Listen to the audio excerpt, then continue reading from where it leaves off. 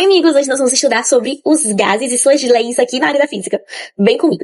Não se esqueça de já curtir esse vídeo, que eu tenho certeza que vocês vão aprender, vão gostar, vão compartilhar, né? Vão comentar suas dúvidas, curiosidades, informações adicionais. E se você ainda não é inscrito no canal, se inscreve para não perder nenhuma novidade de conteúdo muito produtivo para o seu futuro acadêmico. Ah, e ativa as notificações. Sai vídeo toda segunda, quarta, sexta, sábado e domingo. Então, pra você não esquecer essa ordem, já ativa o sininho. O estudo dos gases na física foca como as variáveis do estado, né? Pressão, volume e temperatura. E essas três vão se relacionar. Quando trabalhamos em gases ideais, utilizamos a equação geral, que é essa daqui que eu vou mostrar agora. Agora nós vamos aprender sobre as leis gerais dos gases ideais. A primeira é a lei de Boyle-Mariotti. Transformação isotérmica. Eu não sei falar muito inglês, não. Eu tô nesse processo de aprender. Vocês estão aqui acompanhando minhas aulas de inglês. Sabe muito bem da minha evolução pouco a pouco, né? Bem lenta, mas tá indo.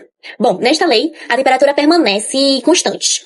Ela diz que o volume de um gás é inversamente proporcional à pressão exercida sobre ele. Se a pressão aumenta, o volume diminui. Aí a fórmula vai ser P1 vezes V1 igual a P2 vezes V2. A segunda lei é a de Gay-Lussac, né, que é a transformação isobárica.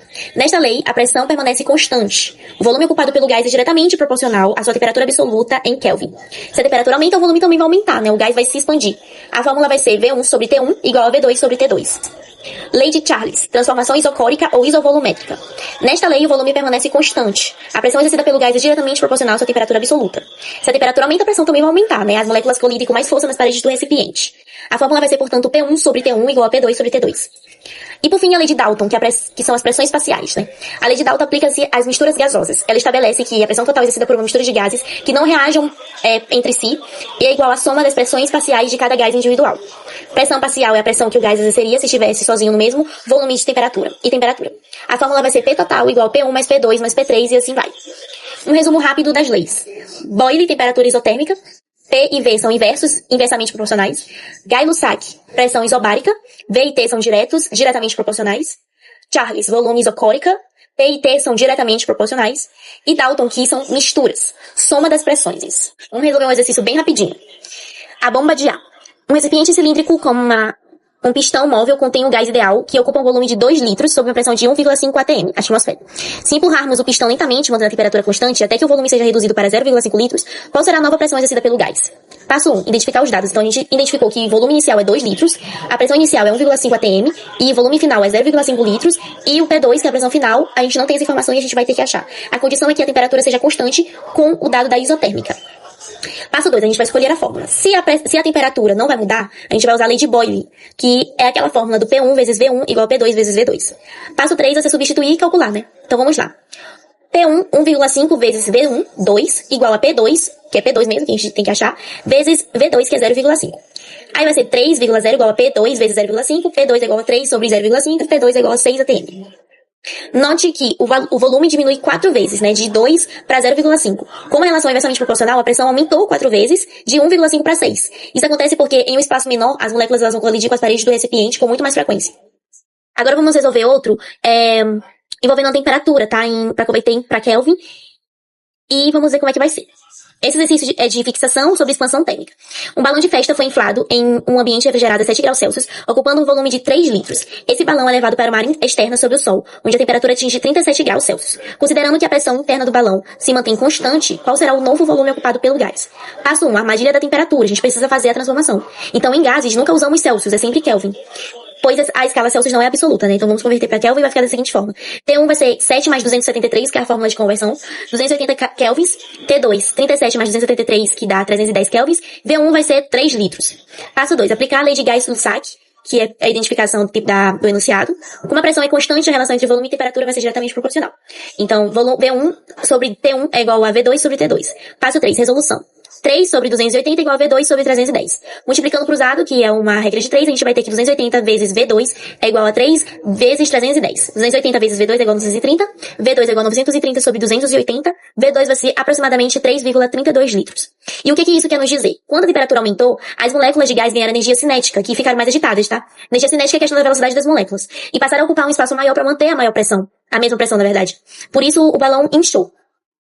Então, checklist para não errar em nenhuma questão, tá? Sempre transforme Celsius em Kelvin, porque Celsius não é uma unidade absoluta para gases. É só você adicionar mais 273 do valor em Celsius, tá? Identifique o que é constante para escolher a fórmula correta, para ver se é inversamente ou diretamente proporcional, se conseguir identificar. Verifique se as unidades de volume, litros ou metros cúbicos e pressão atm ou pascal são as mesmas no início e no fim. Agora a gente vai entender sobre uma equaçãozinha que é super conhecida nos gases ideais, que é a equação de Clapeyron. E aí, você já ouviu falar sobre ela? Coloca aqui nos comentários, explica um pouquinho se você puder, né, pra ajudar os outros amigos. Bom, ela também é conhecida como a equação do estado dos gases ideais, e é a fórmula que une todas as leis que a gente viu anteriormente, tá? Boyle, Charles e Gay-Lussac, em uma única expressão. Enquanto as outras leis analisam o que acontece quando mudamos uma variável, como dobrar a pressão e ver o que acontece com o volume, a equação de Clapeyron permite descrever o estado de um gás em um momento exato, relacionando pressão, volume, temperatura e a quantidade de matéria, que é o número de mols. Ela também vai se relacionar um pouquinho com a química. Ah lá, e traz um macete aqui pra mim, porque são tantas formas pra gravar pro Enem, mais uma dessas. Vamos lá, gente. Por você, nunca rezei tanto. Que romântico. Essa frase é a mnemônica, né, mais famosa pra decorar a equação de Clapeyron, que é P vezes V igual a N vezes R vezes T. P vai ser a pressão, pode estar em ATM, mmHg, né, que é mercúrio, milímetros de mercúrio, ou pascal. V vai ser volume, geralmente em litros, né, ou metros cúbicos, como eu já falei pra vocês.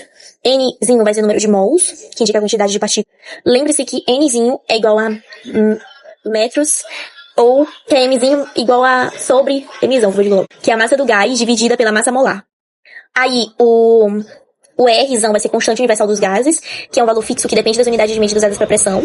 E T, temperatura, vai ser sempre em Kelvin, como eu falei pra vocês, né? Os valores de Rzão vai ser a constante ajustável. O valor de Rzão que você deve usar depende da unidade de pressão dada no problema. Se a pressão for em ATM, Rzão vai ser igual a 0,082, tá? ATM vezes litro sobre mol vezes K. Se a pressão for em milímetros de mercúrio, Rzão vai ser igual a 62,3. Se usar o sistema internacional Pascal em metros por metros cúbicos, Rzão vai ser 8,31 joules por mol vezes Kelvin, tá? Exemplo prático. Pergunta: quantos mols de gás hélio existem em um cilindro de 10 litros a uma pressão de 4,1 atm e a temperatura de 127 graus Celsius? Lembrando que não pode estar em graus Celsius, tem que estar em Kelvin. Converter. A gente precisa converter temperatura, né? 127 mais 273, 127 que é o valor do graus Celsius, mais 273 que é a fórmula de transformação e conversão para Kelvin, que é igual a 400 kelvins. Dados: pressão 4,1 atm, V igual a 10 litros, R igual a 0,082, porque tem atm. Aplicar 4,1 vezes 10 igual a Nzinho vezes 0,080 e vezes 400. Aí a gente vai calcular 41 igual a N vezes 32,8, resultando em N igual a 41 sobre 32,8, igual a 1,25 mols. E por que os gases ideais são importantes? Porque é a base pra gente entender os motores de combustão, icebergs, e até o seu sistema respiratório, como é que eles funcionam, né?